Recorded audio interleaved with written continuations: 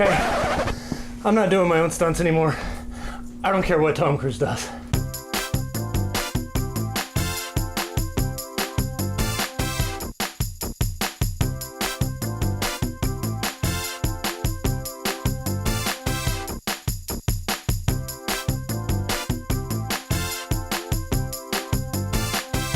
Hello everybody, welcome back to Drinks and a Movie. Chris Hamker here with you. Today we'll be talking about Mission Impossible Fallout, but let's start with the drink, of course. And the drink we'll be doing today is called the Plutonium Martini.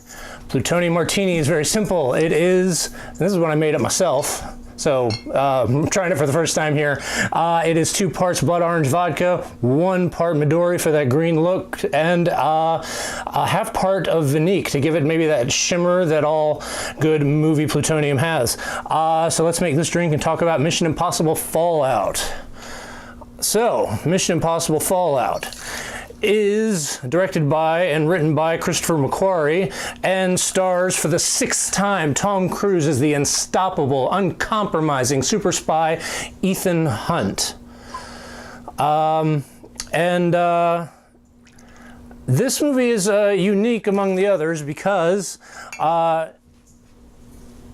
it is a direct sequel. It's the first time there's been a direct sequel, which is to Mission Impossible Rogue Nation, the last one, and it is the first time they're bringing back the same director to direct another mission in Christopher McQuarrie. And so now that you have all your ingredients into your mixer with ice, shake it up real well. Like all good martinis. Am I right, James Bond? We're not talking about you, we're talking about Ethan Hunt today. So, and then right into a martini glass, and let's see how this puppy tastes. I don't know, it looks interesting. It has a bit of shimmer to it. It's very green.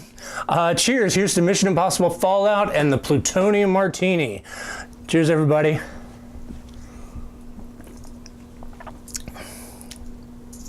That is not bad. All right, so remember how I mentioned this is the first time this movie is brought the same director back to direct another one of the missions? Well, I was actually a big fan of the idea of getting a new director for each one of the Mission Impossible movies to bring kind of a new eye and a new sensibility to the Mission Impossible movies. They're all kind of unique that way in and of themselves, which I thought was a great idea. You know, it doesn't just get recycled like the Transformers movies. It's all Michael Bay and you know what to expect. These movies are all a little bit different, starting with the 1996 Mission Impossible with Brian De Palma, which is very like old school spy, tense suspense, and a little bit of action, and it of course gave us this wonderful iconic shot that, I mean, it's been duplicated. Everybody's going to remember forever.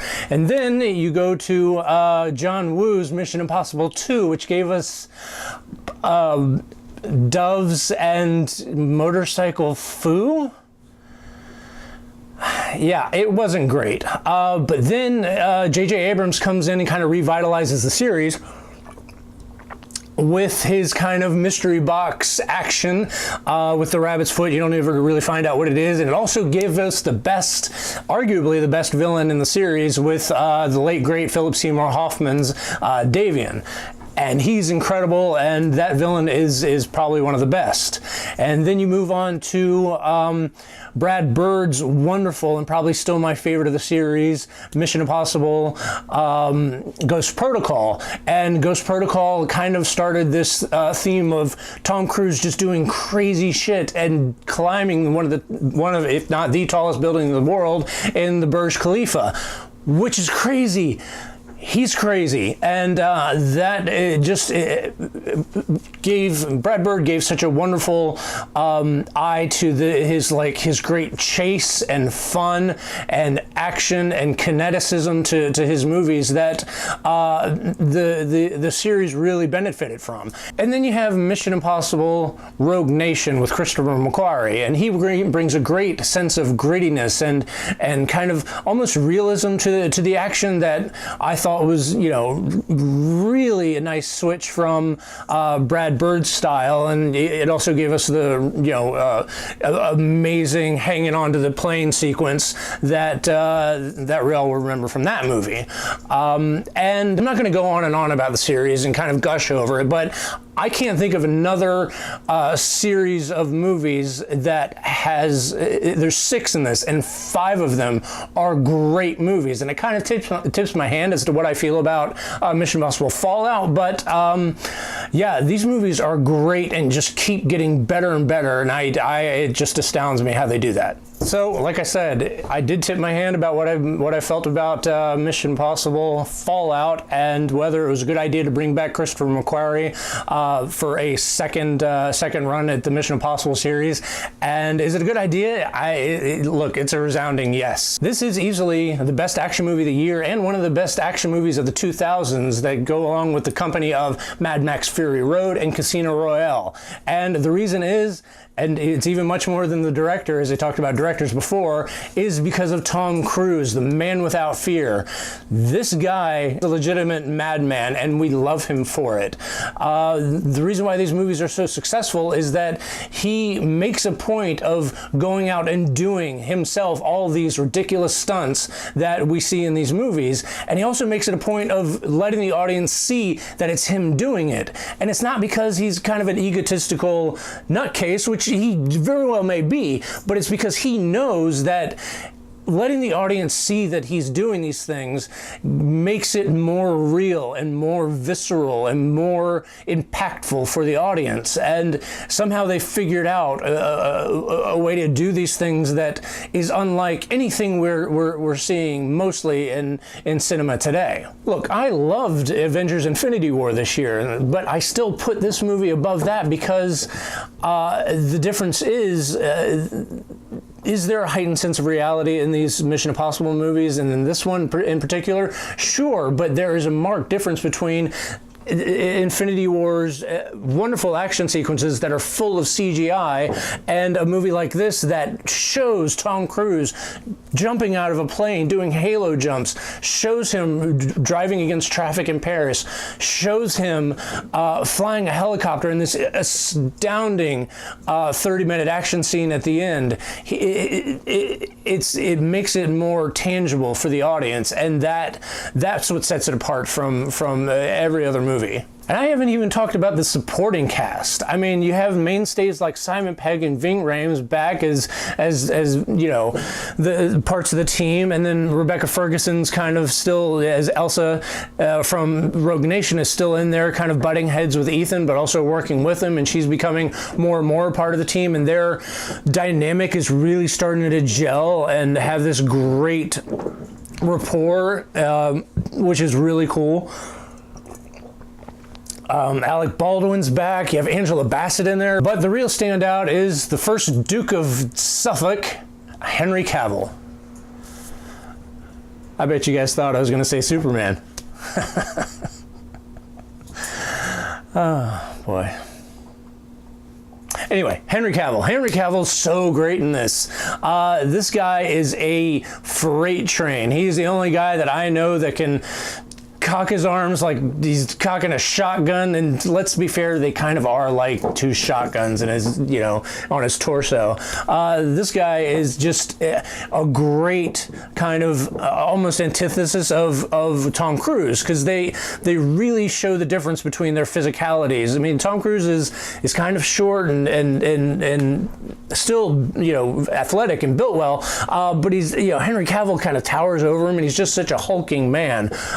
That they really play that up, and I'm really kind of proud of Tom Cruise for that. Tom Cruise also shows his a bit of his age in this movie too, which I was impressed with. I mean, look, he's still the unstoppable like machine that Ethan Hunt is, but there's moments where he like has to take a moment and breathe, you know, and I think it's really cool to have that hint of vulnerability in there until he starts running, and boy, does he run. I feel like Mission Impossible Fallout looked at all the rest of the Mission Impossible movies, or even all the rest of Tom Cruise movies, and said, I know he's run in those movies, but hold my beer, Tom Cruise movies.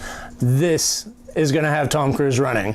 This movie just has a foot chase sequence that is unlike anything I've ever seen, and this guy is a machine. And I tell you what, it impresses me, and it also makes me feel bad about myself to know that he's 56 years old and can do all these things.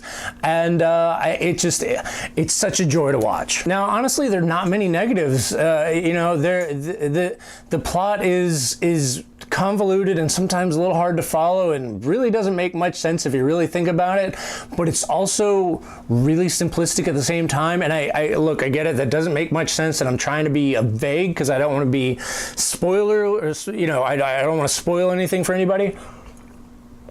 But there are plot reveals and kind of double crosses that you kind of see coming a mile away, and I think that was done purposefully, but they're still kind of thrown out there as sort of a reveal, and it's a little clunky that way. But these movies, all the action sequences and all the things that go around them are based off of character, not off of what the plot demands of it. Most of the time, the plot doesn't even matter. I mean, they kind of recycle a plot that you've seen in previous films, even previous spy films, and that's fine. But it's all a mechanism for pretty good character development and proper reactions character-wise, but the plot just doesn't make sense, and the reveals are just kind of telegraphed a little much, and there's not a lot of surprises. Also, my last negative, and it's kind of minor, there's a huge stunt in this in kind of the end of the first act that is impressive only if you know that, and only if you know, if you've watched like some of the behind the scenes stuff and know that Tom Cruise actually did this stunt. But in terms of the story and why they did it, it really makes no sense once you think about it. All the rest of the crazy things Tom Cruise does in this makes sense. It just, that bit didn't, and it just kind of cheapened the stunt. You just go, why would you do all that to do a stunt that's impressive only if you know that he's actually doing it, but then it just doesn't make sense toward the plot. So, in conclusion, big surprise, I highly recommend this movie. It is well paced, it is beautifully shot. I mean, even the cinematography for an action movie is gorgeous some of the times. It also makes wonderful callbacks to the previous movies, and I'm not saying you have to have seen them, but it's going to help and really make your enjoyment of this much better. It's just a hell of a lot of fun, and like I said, one of the best action movies in recent history, and it's going to be hard to top this. I hope they do another one, but it'll be hard to top it. Hey, thank you so much, everybody, for joining me. Go see Mission Impossible Fallout. It is amazing. I loved it. Thank you so much for joining me. If you like this, please like, share, subscribe down here at the bottom. Cheers, everybody. Have a drink on me. Bye-bye.